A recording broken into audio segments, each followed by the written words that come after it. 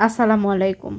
মুরগির মাংস দিয়ে এঁচোড়ের এই রেসিপিটা করার জন্য আমাদের প্রথমেই লাগবে একটি এঁচোড় বা কাঁচা কাঁঠাল। তো কাঁচা কাঁঠালটা কিভাবে কেটে নেওয়া হয় সেটাই আপনাদের সঙ্গে শেয়ার করছি প্রথমে।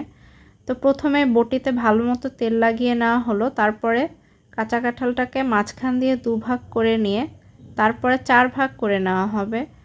তো এখন দেখেন যে কিভাবে প্রসেস করে কাটা হয়। অনেকেই কাঁঠালটা কাটাকে অনেক কঠিন মনে করেন, আসলে কঠিন না। আমি সম্পূর্ণ ভিডিও আপনাদের সঙ্গে শেয়ার করছি। তো প্রথমে সবুজ অংশটা ফেলে বাদ দিতে হয়, খুব বেশি করে ফেলা যাবে না, পাতলা পাতলা করে ফেলতে হবে এবং মাঝখানে শক্ত অংশটা কেটে ফেলে দিতে হবে। তারপর এভাবে টুকরো করে নিলেই হয়ে যাবে। অবশ্যই কিন্তু হাতে তেল মাখিয়ে নিতে হবে, না হলে কিন্তু আঠাতে একদম হাতের অবস্থা খুব খারাপ হয়ে যাবে। তো দেখতে থাকুন যে কিভাবে কাঁঠালগুলো কেটে নেওয়া হচ্ছে। আপনারা এভাবেই খুব সহজে কাঁচা কাঁঠালটা কেটে নিতে পারেন। এখনও তো কাঁঠাল তেমন পাকেনি, এখনও কাঁঠাল কাঁচাই আছে।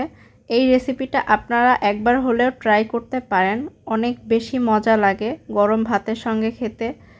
ট্রাই করে দেখবেন। তো এখানে প্রসেস করে কেটে নেওয়া হচ্ছে, দেখতে থাকুন। কাঁঠালটা যতই কাঁচা হোক তবুও বিচির খোসাটা ফেলে দিতে হবে, না হলে কিন্তু অনেক বেশি শক্ত লাগবে। আর এই কাঁঠাল আপনারা হলুদ দিয়ে ভাপ দিয়ে বা সিদ্ধ করে পানি ঝরিয়ে ডিপ ফ্রিজে অনেক দিন সংরক্ষণ করতে পারেন।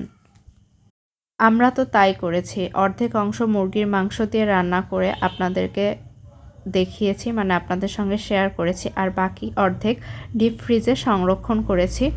সেটা চিংড়ি মাছ দিয়ে রান্না করব, তখন আমি আপনাদের সঙ্গে রেসিপিটা শেয়ার করব।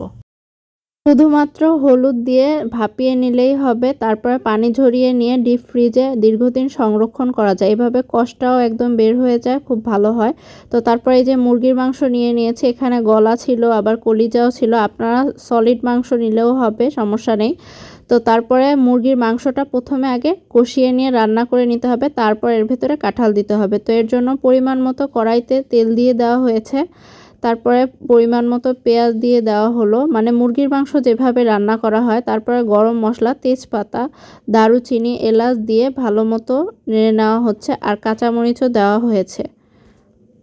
আচ্ছা, এখন পেঁয়াজ আর গরম মশলা ভেজে নেওয়ার পরে এখন এখানে দিয়ে দেওয়া হলো বেশ কিছুটা জিরা বাটা, তারপরে রসুন বাটা আর আদা বাটা, মানে মুরগির মাংস যেভাবে রান্না করা হয় ঠিক সেইভাবেই রান্না করতে হবে। তো এগুলো দিয়ে ভালো মতো কষিয়ে নেওয়া হচ্ছে। এখন এখানে গুঁড়া মশলা অ্যাড করা হবে। তো এখন অ্যাড করা হলো হলুদ গুঁড়া, তারপর মরিচের গুঁড়া আর লবণ। এগুলো দিয়ে ভালো মতো আবার কষিয়ে নিতে হবে। এই এঁচোড়ের তরকারিটা যে শুধু ভাত দিয়ে খাওয়া যাবে তা না, রুটি, পরোটা সব কিছুর সঙ্গেই অনেক বেশি ভালো লাগে খেতে। আপনারা বাসায় একবার হলেও ট্রাই করবেন। তো এই মশলাগুলো দিয়ে একটু কষিয়ে নিয়ে সামান্য পরিমাণে পানি দিয়ে আবারও কিছুক্ষণ কষিয়ে নেওয়া হচ্ছে।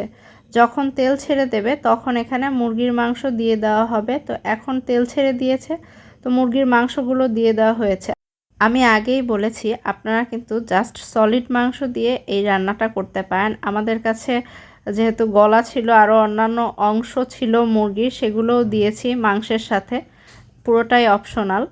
তো খুন্তির সাহায্যে ভালো মতো নেড়ে চেড়ে কষিয়ে নেওয়া হচ্ছে। যেহেতু এটা সোনালী মুরগি, বেশ কিছুক্ষণ কষাতে হবে।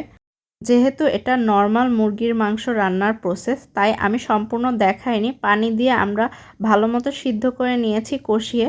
তো তারপর যখন একদম পানি টেনে গিয়েছে, গরম মশলার গুঁড়ো দিয়ে দিয়েছি। তারপরে এখানে একটু নেড়ে চেড়ে দিয়ে দিলাম যে কাঁঠালটা সিদ্ধ করে রেখেছিলাম সেইটা, মানে এঁচোড়টা আমাদের মেইন ইনগ্রিডিয়েন্টস। তো এই এঁচোড় দিয়ে ভালো মতো খুন্তির সাহায্যে মিলিয়ে নিতে হবে মশলার সঙ্গে, মাংসর সঙ্গে। তো এখানে মিলিয়ে নেওয়া হচ্ছে। এই রেসিপিটা এত বেশি ভালো লাগে, সবাই তো আঙ্গুল চেটে পুটে খেয়ে নেবে, এত বেশি ভালো হয় আর এত বেশি স্মেল বের হয়, অনেক বেশি ভালো লাগে। অনেকে আবার বলতে পারে যে কাঁচা কাঁঠাল এটা আবার কী জিনিস, এটা কেমন খেতে। আসলে অনেক বেশি মজা হয়, বাসায় ট্রাই করবেন। তো এখানে ভালো মতো মিশিয়ে নিয়ে তারপরে সামান্য একটু পানি দিয়ে দেওয়া হলো। আমি স্কিপ করে করে দেখাচ্ছি যেহেতু অনেক বড় ভিডিও হয়ে যাবে তাই। তো পানি দিয়ে আবারও ঢেকে দেওয়া হয়েছে, মানে একদম সিদ্ধ হওয়া পর্যন্ত এটাকে রান্না করতে হবে এভাবে ঢেকে দিয়ে আবার পানি দিয়ে আবার কষিয়ে নিয়ে একদম যখন ভালো মতো সিদ্ধ হয়ে যাবে তখন বোঝা যাবে এটা হয়ে গিয়েছে, একটু মাখো মাখো হবে, তখনই এটা হয়ে গিয়েছে বোঝা যাবে। তো এই যে দেখেন 2 বার আমরা পানি দিয়েছি, প্রথমে একবার দিয়েছিলাম, আবার এখন ভালো মতো কষিয়ে নিয়ে একদম সম্পূর্ণ একটা পানি দিয়ে দেওয়া হলো। তো এই পানিতেই লাস্ট একদম সিদ্ধ হয়ে যাবে। পানিটা দিয়ে একটি খুন্তির সাহায্যে আবারও ভালো মতো মিশিয়ে নেওয়া হচ্ছে। এবারে ঢেকে দেওয়া হবে। ঢেকে দেওয়ার ভিডিওটি আমি করিনি। ঢেকে দেওয়ার পর আবারও যখন বলক উঠবে, তো এই পানিটা যখন একদমই টেনে যাবে তখনই আমরা বুঝবো যে রান্নাটা হয়ে গিয়েছে এবং নামিয়ে ফেলবো। তো এভাবেই আবারও ঢাকনা তুলে খুন্তির সাহায্যে ভালো মতো নেড়ে কষিয়ে নিয়ে একদম সিদ্ধ করে নেওয়া হচ্ছে। তো এই পর্যায়ে আঠালো একটা টেক্সচার চলে এসেছে। এখনই আমাদের রান্নাটা হয়ে গিয়েছে বোঝা যাচ্ছে। তো আমরা এখন নামিয়ে ফেলবো। এই তো রান্না কমপ্লিট। আজকের রেসিপিটি যদি ভালো লেগে থাকে অবশ্যই লাইক, কমেন্ট এবং শেয়ার করে পাশে থাকবেন। এত ইজি একটা রেসিপি সবাই ট্রাই করে দেখবেন।